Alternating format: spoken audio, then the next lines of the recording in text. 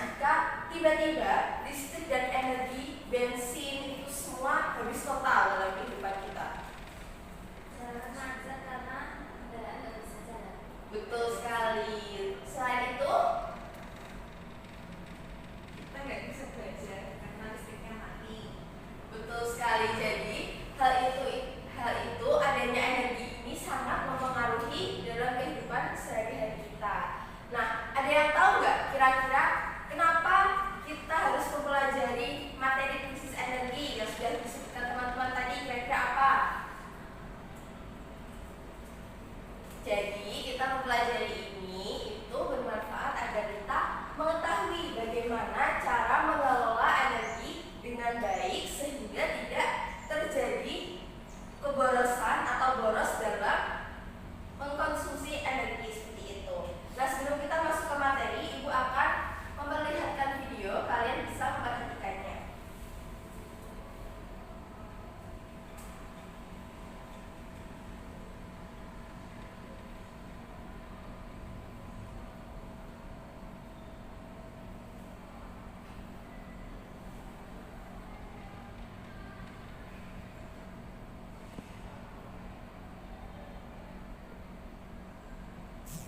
Nah, dari video tadi itu kan ada bagaimana atau penyebab dari terjadinya krisis energi dalam kehidupan kita sehari-hari.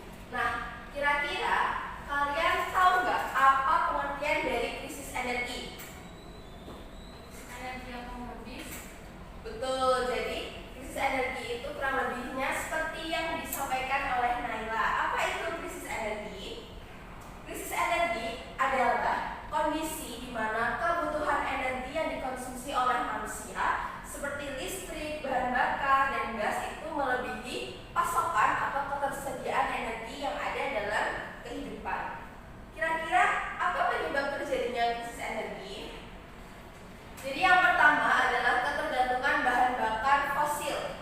Kita kan hidup tidak jauh-jauh dari bensin, kemudian minyak bumi, gas alam. Nah, semakin sering digunakan maka akan semakin cepat habis. Kemudian ada peningkatan penduduk. Jadi jika semakin banyak penduduk di dunia, semakin banyak populasi, kehidupan, kemudian akan semakin tinggi pula kebutuhan yang diperlukan dalam memenuhi kehidupan sehari-hari. Kemudian ada industrialisasi. Semakin banyak industri atau perusahaan-perusahaan yang berkembang, maka akan semakin besar tenaga atau energi yang diperlukan untuk menjalankan mesin dan peralatan produksi.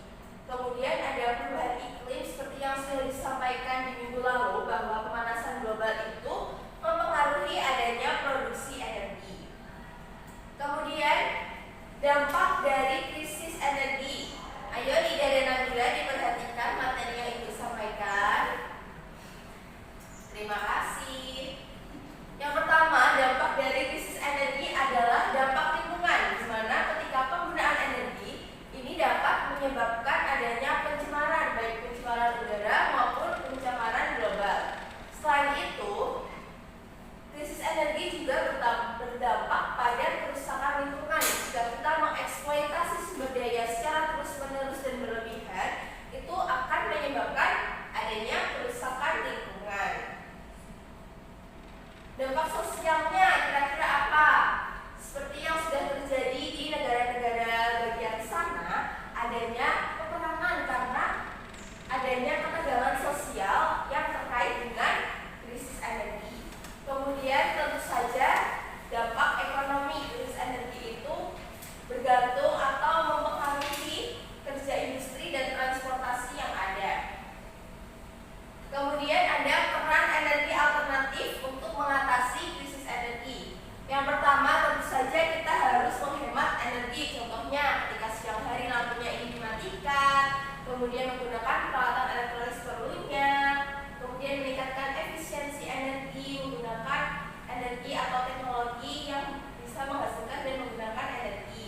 Kemudian tentu saja kita harus memanfaatkan adanya energi terbarukan seperti energi matahari, air, dan angin yang tentu saja dapat diperbaharui dan juga ramah lingkungan. Kemudian kita sebagai pelajar, ada yang tahu nggak? Ada yang mau menyebutkan kira-kira